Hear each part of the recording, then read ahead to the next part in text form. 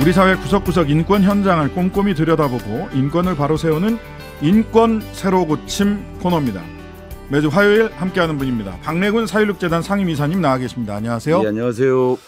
네, 지난 1년 동안 저희 오늘이 1주년입니다. 아, 그런가요? 예. 예. 지난 1년 동안 우리 사회 인권 현장 소식을 매주 이렇게 전해주셔서 박래군 이사님께도 감사의 말씀을 전합니다. 예, 이 코너가 굉장히 소중한 코너입니다. 이게 이제 시사 프로그램에서 이게 인권 코너를 두는 적이 없거든요. 네. 인권 문제, 노동 문제 이렇게 이제 조명해 볼 수 있는 코너라서 상당히 소중한 코너인데 이게 좀 무거운 얘기들 하다 보니까 조회수는 많이 안 나오더라고요. 더 이상 어떻게 재밌게 이렇게 전달해야 될까 이게 제 과제입니다. 아, 예, 뭐 재밌는 코너도 있고 우리가 진지하게 한번 돌아보는 코너도 있는 거죠. 뭐, 저희 제작진들도 그렇게 생각을 하고요. 저희 뉴스 하이킥의 시그니처 스피릿 고갱이 아니, 너무 같은 코너다라고 저는 스스로는 그렇게 생각을 하고 있습니다. 비록 뭐 조회수가 다른 코너에 비해서 상대적으로 좀 적게 나온다고 하더라도 우리 사회 인권 현장, 노동 현장을 꼼꼼히 들여다보겠다는 첫 마음을 잃지 않도록 고맙습니다. 더 열심히 해야겠네요. 네. 예. 자, 어젯밤에 검찰 수사심의위원회가 12구 이태원 참사 관련해서 7시간 넘게 회의를 열고 김광호 서울경찰청장 기소를 권고했습니다. 이 권고 어떻게 보셨습니까? 이 이태원 참사가 발생한 지 이제 1년 3개월째 접어드는 거거든요. 근데 이거에 대해서 아직도 기소 여부를 결정 못하고 있다가 이게 이제 검찰총장이 이제 직권으로 이걸 소집을 한 거잖아요. 해가지고 그거를 한다는 게 참 이해가 안 되는 거죠, 사실은. 기소하면 되는데. 이게 이제 애초부터 잘못된 수사 방향이었잖아요. 경찰부로 이제 셀프 수사라고 그랬으니까 경찰이 자기 상관들 갖다가 이렇게 기소하고 이런 걸 마음대로 할 수 있겠어요? 그런 그 범죄 사실이라는 것들 밝히지도 못하는 이런 수사들을 좀 해놓고 그 수사 잘했다고 좀 그러는 거 아닙니까? 그래서 이제 서울 경찰청장뿐만 아니라 이제 그 경찰청장도 그렇고 행안부 장관도 그렇고 제대로 수사를 하지도 않은 채로 이게 이제 경찰이 넘긴 거잖아요. 이런데 이제 여론이나 이런 것을 눈치를 보니까 기소 안 했다면 큰일 날 것 같으니까 검찰총장이 이제 직권 소집을 해서 이렇게 한 건데 그래서 이런 모양새는 좀 맞춘 건데 검찰이 기소할지 안 할지 그건 모르겠습니다. 왜냐하면 이 수사심의위원회가 이게 이제 권고하는 거지. 강제할 수 없어요. 여기서 결정했다고 해서 곧바로 기소가 되는 게 아니잖아요.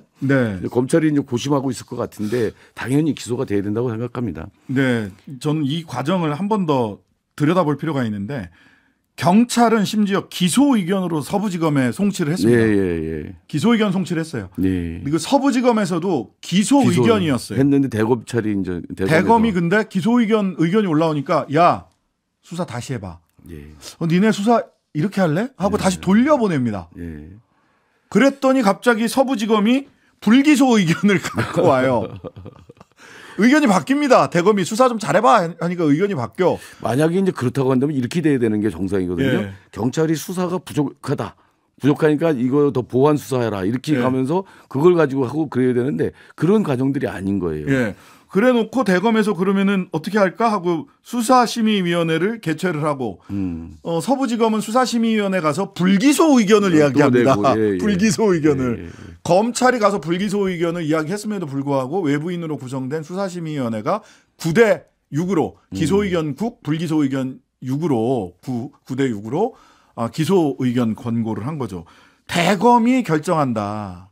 결과적으로는 이원석 검찰총장이 왜 근데 경찰보다 검찰이 지금 김광호 청장을 더 보호하고 있거든요. 그렇죠. 그렇게 보이거든요. 그렇죠. 왜 그럴까? 왜 그럴까요?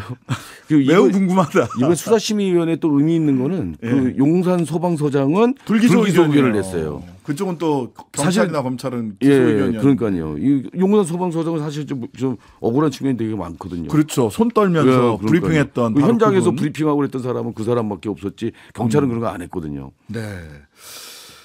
자, 이게 얘기를 하다 보니까 오늘 중대재해처벌법 윤 대통령이 50인 미만 사업장에 대한 중대재해처벌법 적용을 유예해달라. 2년이나 지났는데 이런 이야기 했어요. 이건 정부가 너무 좀 뻔뻔한 거죠. 여기까지 단속도 안 하고 기간 충분히 줬는데 그런 의견이시다. 자, 오늘 본론으로 좀 들어가겠습니다. 본론은 농어촌 일손을 돕는 외국인 계절 근로자에 대한 임금 착취와 인권 유린이 속출하고 있다라며 국가인권위원회에 긴급 구제 신청을 했습니다. 인권단체들이. 예, 예. 이게 무슨 얘기입니까? 외국인 계절 근로자는 뭐고 예. 이분들에 대한 임금 착취나 인권 유린 어떤 게 있다는 거죠? 2015년부터 시행된 건데요. 계절 네. 이주 노동자 제도가 이제 있었습니다. 그래서 네. 이게 뭐냐면 농촌 지역이 특히 파종기나 수확기 때 이제 일손이 엄청 모자라잖아요. 그렇죠. 그러니까 이제 최대 5개월만 와서 일하고 돌아가게 하는 거예요. 아, 그런 이주 노동자들. 네, 그게 이제 2015년에 시범 사업을 했다가 요즘에 이제 131개 지자체에서 5만 명까지 배정이 늘어난 겁니다. 아, 이건 지방자치제에서 지방자치단체가 지자체가 이제 이 사람들 고용할 수 있는 거죠. 네. 그래갖고 이제 농촌에다가 이제 이렇게 일할 수 있도록 이렇게 해주는 거거든요. 그래서 5개월까지 이제 하고 그러는데 문제는 뭐냐면 이 사람들이 너무 이제 가혹하게 이제 노동 시간이 12시간씩 하고 휴식도 없고 근데 네. 애초에 근로계약 맺고 들어온 거에 절반도 못 되는 임금을 밖에 못 받고 뭐 이런 것들이 이제 있는 겁니다. 그래서 예. 이제 그 전남 해남 지역에 가서 인권단체들이 거기 인터뷰도 하고 이제 그런 걸 근거로 해서 고소도 하고 또 이제 긴급구제도 신청하고 이렇게 됐던 이런 건데 네. 이게 이제 근로계약상에서는 어떻게 되냐면 한 200만 원 정도 수준의 임금을 받기로 돼 있어요. 네. 그리고 숙식도 이제 제공받기로 돼 있어요. 근데 여기 이제 그 일자리를 알선했던 그 브로커는 한국 사람인데 네. 이 사람이 이제 중간에서 상당히 많은 돈을 떼어가는 거죠. 브로커들이 예, 뭐 몇십만 원씩 떼어갑니다. 200만 원 중에 75만 원이요. 75만 원을 떼어가고 또 이제 거기 이제 그 이 사람을 고용한 그쪽에서 숙박비 내라 하고 30만 원 떼어가고 뭐 이렇게 되니까 실제로 그 이주 노동자들은 애초에 200만 원 월급 200만 원 받기로 돼 있었는데 75만 원에서 95만 원밖에 못 받는 이런 상황에 억울한 상황에 이제 있는 거죠. 사실 우리나라 농촌은 이주 노동자가 없으면 농사 지을 수 없습니다. 그렇죠. 농촌 인력의 80-90% 이상이 이주 노동자예요. 뭐 비자도 뺏기고 뭐 이렇게 한 상태로 하다 보니까 그러니까 지금 댓글에서 국내 일자리도 없는데 웬 이주 노동자라고 얘기하시는 분은 농촌 일자리 문제를 전혀 모르시는 그렇죠. 상황이에요.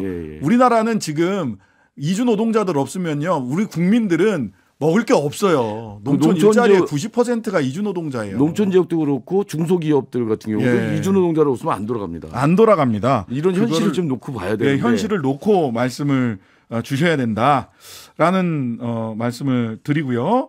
자, 그래서 이 200만 원 받기로 한 노동자가 75만 원에서 95만 원밖에 못 받는 이런 일 관련해서 이분들 법률 대리 맡고 있는 공익 변호사와 함께하는 동행이라는 단체의 이소아 변호사님 연결돼 있습니다. 변호사님 안녕하세요. 네, 안녕하세요. 네네. 자, 두 분의 외국인 이주 노동자 계절 근로자 제도를 통해서 들어온 이 두 분을 대리하고 계시는데 네. 이분들은 어떻게 한국에 오게 되셨나요? 네, 아까 방대구 선생님께서 방금 잘 말씀해 주셨는데요. 우리나라 지자체와 해외 지자체 중앙정부도 아니고 지자체가 MOU를 체결을 하면 네. 이제 거기 해외에서 이제 선발 과정을 거칩니다. 선발 과정을 거쳐서 여러 가지 출입국 행정을 거쳐서 28이라고 하는 사증을 받으면요.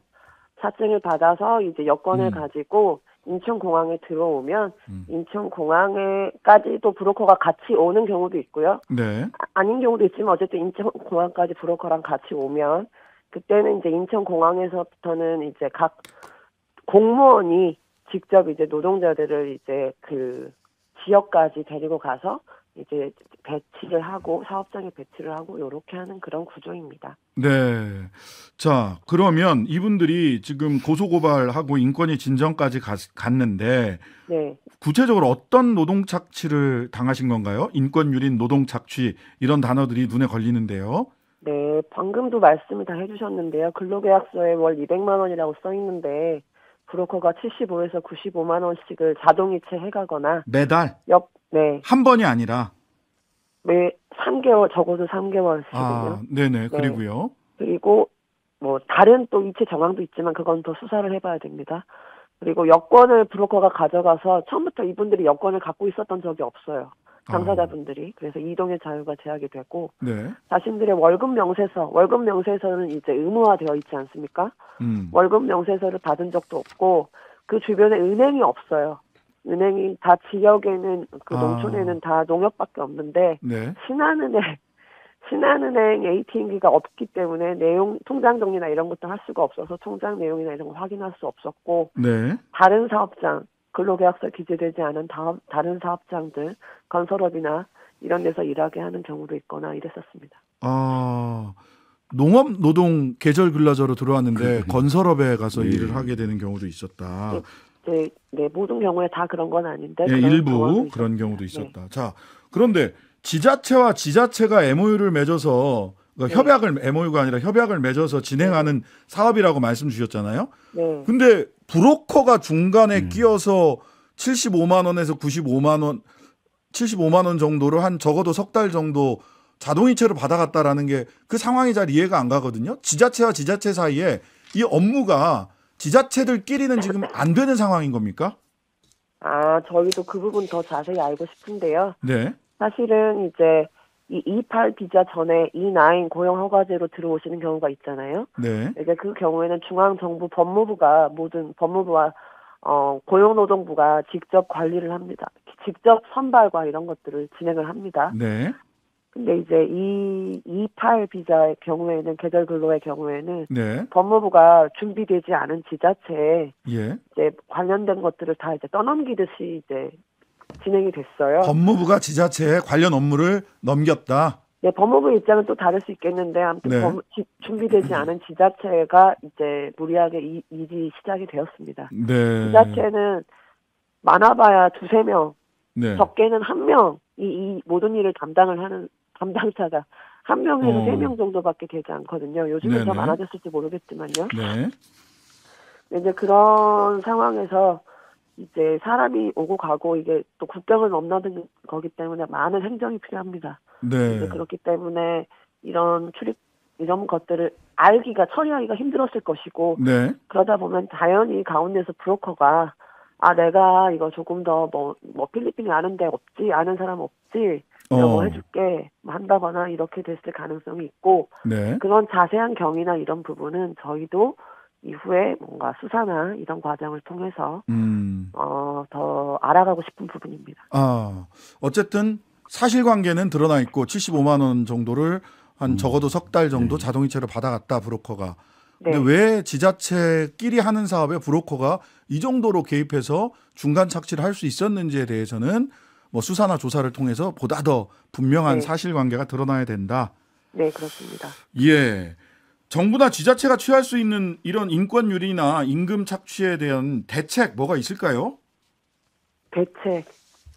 이런 문제가 발생하면 평소에는 농업 문제에 관심이 없다가 이런 문제만 발생하면 이제 농어민들을 함부로 비방하는 방식으로만 뭔가가 여론이 형성되는 것이 굉장히 사실 마음이 좋지 않습니다. 왜냐하면 우리 모두는 농어민들에게 지금의 가격으로 생산된 먹거리를 빚지고 있으니까요. 근데 이제 그런 상황임에도 불구하고 이제 그 지자체, 정부에 요구하고 싶은 거는 이주 노동자를 그냥 싸게 고용할 수 있는 사람으로만 바라보는 이 시선부터 바꿔야 합니다. 일반적인 사업장에서 사람을 구하기가 어려우면 보통은 조건을 파격적으로 우대해서 채용 공고를 하는 게 일단 상식이지 않습니까? 네. 농업에서 이렇게 인력난이 심각할 때 정부와 지자체가 파격적인 조건을 제시해서 재정적으로 시스템적으로 뒷받침이 되어 주어야지 농민들도 안심하고 데려와서 일을 함께 할 수 있다. 함께 할 수 있고 노동자들도 피해를 보지 않을 것입니다. 출입국 비용이나 기숙사 비용 등이 발생할 수밖에 없고 이 비용을 누가 지우게 할 것인가가 문제가 되겠죠. 그런데 이제 우리가 이렇게 일손이 부족하여 이주 노동자를 뭔가 이제 모셔와야지만 한다면 농민들 부담도 줄이고 노동자들도 합당한 대가를 받을 수 있도록 이런 부분에 대해서 재정 지원, 여러 가지 시스템적인 지원을 해야지 농업이 매력적인 사업장이 되어서 이주민들에게도 매력적인 사업장이 될 것입니다. 이미 한국이 알겠습니다. 그렇게 이주 시장에서 매력적인 그런 국가가 아니거든요. 이런 문제가 반복이 되면 농업에 있어서도 한국의 이주 시장에 있어서도 긍정적인 결과를 도출할 수는 없을 것입니다. 네, 오늘 말씀 감사합니다. 지금까지 공익 변호사와 함께하는 동행 소속의 이소아 변호사였습니다. 예, 자 그런데 외국인 노동지원센터 말하자면 이런 이주 노동자들 돕고 지원하고 이게 외국인 이주 노동 지원센터인데 정부는 올해부터 이 예산을 삭감하면서 다 폐쇄시키고 뭐 이런 상황으로 지금 몰아가고 있어요. 예산 중단해버렸다면서요. 그러니까요. 이게 좀 그 올해 고용화과제에 의해서 들어오는 이주 노동자 수를 엄청 늘렸거든요. 예. 작년에 비해서 37.5%나 증가시켜서 작년에가 12만 명이 들어왔는데 올해는 16만 5천 명이 오게 돼 있어요. 많이 늘었네요. 그런데 이런 이유가 뭐냐면 일자리가 이제 일할 사람이 없다는 거고 수요가 증가하고 그러니까 이주 노동자를 대폭 늘리자.